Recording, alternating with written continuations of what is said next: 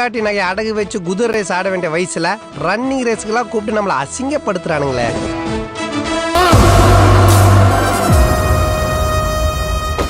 Have a blast! 12 வருஷம் கழிச்சு மதகஜராஜா நேற்று ரிலீஸ் ஆகிருக்கு. இந்த படத்துக்கு ஒரு சரியான ரெஸ்பான்ஸ் கிடைச்சிருக்கு.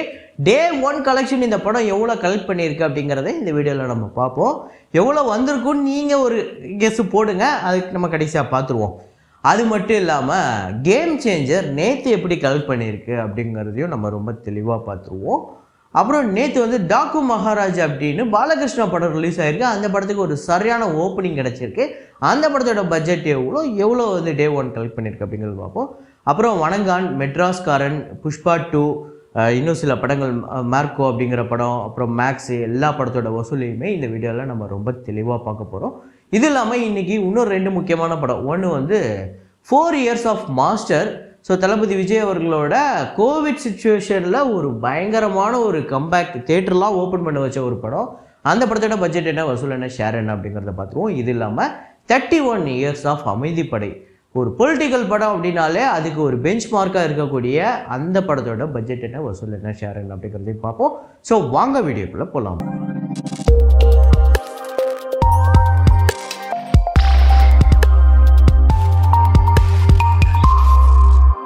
நேற்று வீடியோவில் நான் ஒரு ஃப்ரேம் ஒன்று வச்சுருந்தேன். அதை நிறைய பேர் கரெக்டாக கெஸ் பண்ணியிருந்தீங்க. அது என்ன ஃப்ரேம், என்ன படம் அப்படிங்கிறத பார்த்துருவோமா?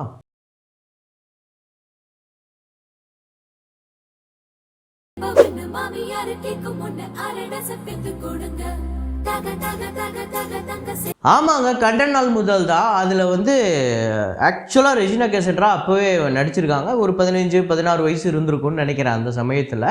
ஸோ ஒரு சின்ன ஒரு ரோலில் வருவாங்க. அது ரெஜினா கேசன்ட்ரான்னு வச்சோன்னா ஏதோ கன்ஃபியூஸ் ஆகி நீங்கள் வேறு ஏதோ படம் சொல்ல போகிறீங்கன்னு தான் நினச்சி தான் நான் வச்சேன். ஆனால் நீங்கள் எல்லோரும் ரொம்ப தெளிவாக தான் இருக்கீங்க. அதை கரெக்டாக கெஸ் பண்ண முதல் 5 பேர் ஹரி வினிதா அப்படிங்கிறவங்க, அப்புறம் வந்து தளபதி அரசு, ஷேக் முகமது, நூர் மாஸ்கே 100 ஃபேஸ், நஸ்ரீஃப் அகமது அப்படிங்கிற இந்த 5 பேர் தான் முதல்ல கரெக்டாக கெஸ் பண்ணியிருக்காங்க.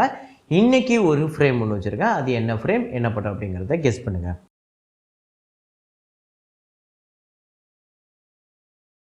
ஸோ வசூலுக்குள்ளே போகிறதுக்கு முன்னாடி நிறைய பேர் வீடியோவை பார்க்குறவங்க லைக் அப்படிங்கிறத ப்ரெஸ் பண்ண மறந்துடுறீங்க. அதை தயவு செஞ்சு பண்ணி வச்சுக்கோங்க. அப்புறம் சப்ஸ்கிரைப் பண்ணாமல் நிறைய பேர் பார்த்துட்ருக்கீங்க, சப்ஸ்கிரைப் பண்ணிக்கோங்க. Mufasa the line king Day 24 இந்தியாவில் வந்து 2,48,00,000. ஸோ டோட்டலாக 177,49,00,000 இந்த படம் வந்து வசூல் பண்ணியிருக்கு இந்தியாவில். வேர்ல்டு வைடு $539 மில்லியன் நேற்று ஞாயிற்றுக்கிழமை சரியான கலெக்ஷன் எடுத்திருக்கு. டோட்டலாக வேர்ல்டு வைடு இந்த படம் 4,660 கோடிக்கு மேலே வந்து கலெக்ட் பண்ணியிருக்கு. அப்புறம் ரொம்ப நாளாக 2-3 நாளாக ஒரு நண்பர் கேட்டுக்கிட்டே இருக்கார், சோனிக் த ஹெட்ஜாக் 3 அந்த படத்தோட வசூல், ஒரு குழந்தைங்களுக்கான படம். அந்த படம் வந்து ஆக்சுவலாக டிசம்பர் 20 யூஎஸ்ஏல அப்படின்னு வேறு கண்ட்ரீஸ்லாம் ரிலீஸ் ஆகிடுச்சு. இங்கே இந்தியாவில் வந்து இந்த படம் வந்து 3 தான், ஜனவரி 3 தான் ரிலீஸ் ஆகிருக்கு. இந்த 10 நாள் கலெக்ஷன் இந்தியாவில் வந்து 1,24,00,000. ஆனால் உலகம் முழுக்க இந்த படம் பெரிய கலெக்ஷன் எடுத்திருக்கு, $385 மில்லியன். இது மட்டுமே 3,300 கோடிக்கு மேலே வருது. அப்புறம் ஃபத்தே அப்படிங்கிற ஹிந்தி திரைப்படம் Day 3 இந்தியாவில் வந்து 2,53,00,000, வேர்ல்டு வைடு 2,80,00,000. ஸோ டோட்டலாக இந்தியாவில் இந்த படம் 7,41,00,000, வேர்ல்டு வைடு 8,05,00,000. சோனு சூத் அவர்கள் நிறையா படங்களில் வில்லனாக வந்திருக்காரு. இப்போ கூட மதகஜராஜாவில் கூட வில்லனாக தான் அவர் வந்திருக்காரு. ஆனால் அவர் ஹீரோவாக நடித்த ஒரு படத்துக்கு நல்ல பாக்ஸ் ஆஃபீஸ் வருது அப்படிங்கும்போது பெரிய விஷயந்தான். அப்புறம் மேக்ஸ் கன்னட திரைப்படம் Day 19 கர்நாடகாவில் 68,00,000, வேர்ல்டு வைடு 80,00,000. ஸோ டோட்டலாக 48 கோடியே 1,00,000 கர்நாடகாலையும், வேர்ல்டு வைடு 58 கோடி இந்த படம் வந்து வசூல் பண்ணியிருக்கு 19 நாளில். ஐடென்டிட்டி அப்படிங்கிற படம் Day 11 கேரளாவில் வந்து 32,00,000, வேர்ல்டு வைடு 38,00,000. ஸோ டோட்டலாக 8,79,00,000 கேரளாலையும், 15,29,00,000 உலகம் முழுக்க இந்த படம் வந்து வசூல் பண்ணியிருக்கு 11 நாளில். அப்புறம் மார்க்கோ திரைப்படத்தோட Day 24 கேரளாவில் 30,00,000, வேர்ல்டு வைடு 1,10,00,000. ஸோ டோட்டலாக கேரளாவில் 42,03,00,000, வேர்ல்டு வைடு 103,07,00,000 இந்த படம் வந்து வசூல் பண்ணியிருக்கு 24 நாளில். அடித்து துவம்சம் பண்ணிடுச்சு. அப்புறம் ரெக்கா சித்திரம் இந்த படம் மலையாள படம் அடித்து துவம்சம் பண்ணிக்கிட்டு இருக்கு. நேற்று 4வது நாள் கேரளாவில் 4,15,00,000, வேர்ல்டு வைடு 7,05,00,000.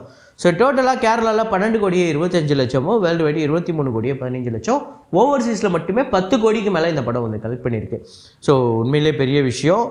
அப்புறம் புஷ்பா 2 திரைப்படத்தோட Day 39 இந்தியாவில் வந்து 2,95,00,000, வேர்ல்டு வைடு 3,10,00,000. ஸோ டோட்டலாக இந்தியாவில் இந்த படம் 1471 கோடியே 27 லட்சம், வேர்ல்டு வைடு 1767 கோடியே 89 லட்சம் இந்த படம் வந்து வசூல் பண்ணியிருக்கு 39 நாளில். அப்புறம் நேற்று ரிலீஸ் ஆன பாலகிருஷ்ணா அவர்களோட திரைப்படம் டாக்கு மகாராஜ். இந்த படத்துக்கு நடுவில் நிறையா கான்ட்ரவர்சி, அந்த பாட்டு, அவர் வந்து டான்ஸு, ஹீரோயினை அப்படி இப்படின்னு கொஞ்சம் இதெல்லாம் பண்ணுறாரு அப்படின்னு சொல்லிட்டு நிறையா கான்ட்ரவர்சி வந்தாலும் இந்த படம் ஆக்சுவலாக நல்ல ஓப்பனிங் வந்திருக்கு. தொடர்ந்து எனக்கு தெரிஞ்சு 4 படம் பிளாக் பஸ்டர்னு நினைக்கிறேன் அவருக்கு. இப்போ இவ்வளோ பெரிய பிஸ்னஸ் இருக்கிற பாலகிருஷ்ணா பெருசாக 200 கோடி 300 கோடி அப்படிங்கிற பட்ஜெட்லாம் நோக்கி போகல. ஒரு 100 கோடி அவரோட மினிமம், அது 100 கோடி 110 கோடி, அது கீழே 80 கோடி 90 கோடி அப்படி தான் போகுது. இதுக்கு முன்னாடி வந்த படங்களும் அவ்வளோதான். கரெக்டாக ஒரு என்ன ஸ்டாண்டர்டோ என்ன கெப்பாசிட்டியோ அதை மட்டும் கரெக்டாக ஃபாலோ பண்ணி ஒவ்வொரு படத்துக்கும் பண்ணுறாரு. அது வெற்றி படமாகவும் அமையுது. ஸோ இந்த படம் டே 1 எப்படி கலெக்ட் பண்ணியிருக்கு அப்படின்னு பார்த்தீங்கன்னா, ஆந்திரா தெலுங்கானாவில் மட்டும் 31 கோடியே 45 லட்சம் வந்து கலெக்ட் பண்ணியிருக்கு. தமிழ்நாட்டில் 25 லட்சம், கர்நாடகாவில் 45 லட்சம். இது இல்லாமல் Kerala plus rest of India, கேரளாவில் ரிலீஸ் ஆச்சா இல்லையான்னு தெரில, ரெஸ்ட் ஆஃப் இந்தியாவில் 28 லட்சம், ஓவர்சீஸில் ஒரு 10 கோடியே 85 லட்சம். ஸோ டோட்டலாக வேர்ல்டு வைடு 43 கோடியே 28 லட்சம் இந்த படம் வந்து வசூல் பண்ணியிருக்கு. இந்த படத்தோட பட்ஜெட் 110 கோடி. ஆக்சுவலாக 83 கோடி தியேட்டர்கள் ரைட்ஸ் போயிருந்தது அப்படின்னு நான் சொல்லியிருந்தேன். இதில் கிட்டத்தட்ட ஆந்திரா தெலுங்கானாவில் ஒரு நல்ல ஷேரே ஓப்பனிங் வந்திருக்கு, பெரிய விஷயம். ஸோ டாக்கு மகாராஜ் இன்னைக்கு எப்படி பர்ஃபார்ம் பண்ணுது, நாளைக்கு எப்படி, ஆக்சுவலாக சங்கராந்தியில் கண்டிப்பாக ஹாலிடே, இன்னும் ஒரு 3 நாள் 4 நாள் பயங்கர வேட்டை இருக்குதுன்னு நினைக்கிறேன்.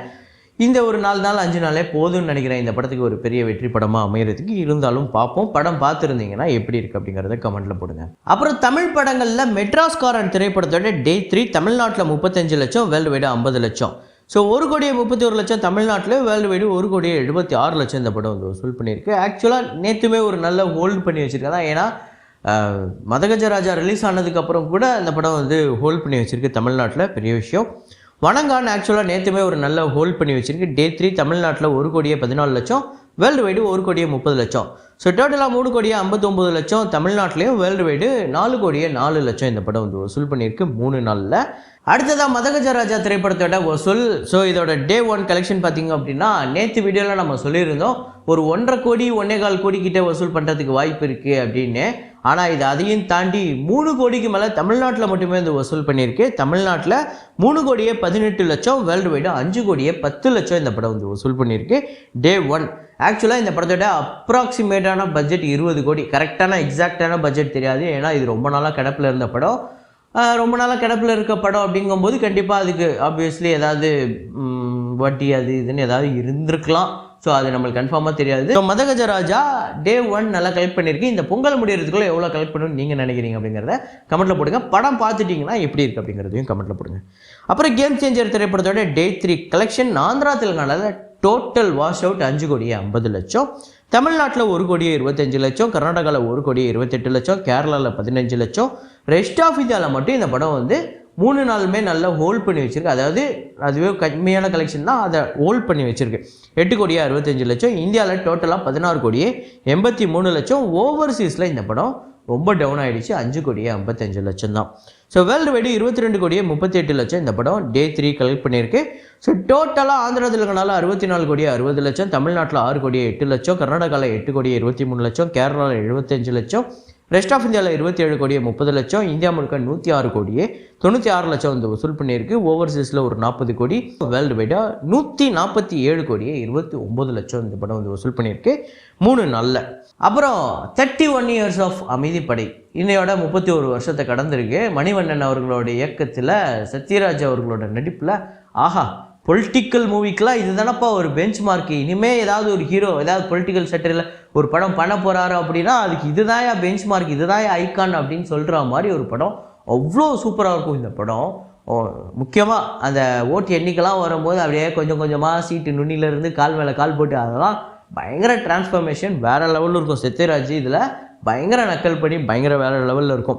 ஸோ இந்த படத்தோட பட்ஜெட் அப்ராக்சிமேட்டாக 65 லட்சம், பாக்ஸ் ஆஃபீஸ் 4 கோடியே 25 லட்சம், ஷேராக வந்திருக்கிறது 2 கோடியே 40 லட்சத்துக்கு மேலே. இந்த படம் ஒரு சரியான பிளாக் பஸ்டர்.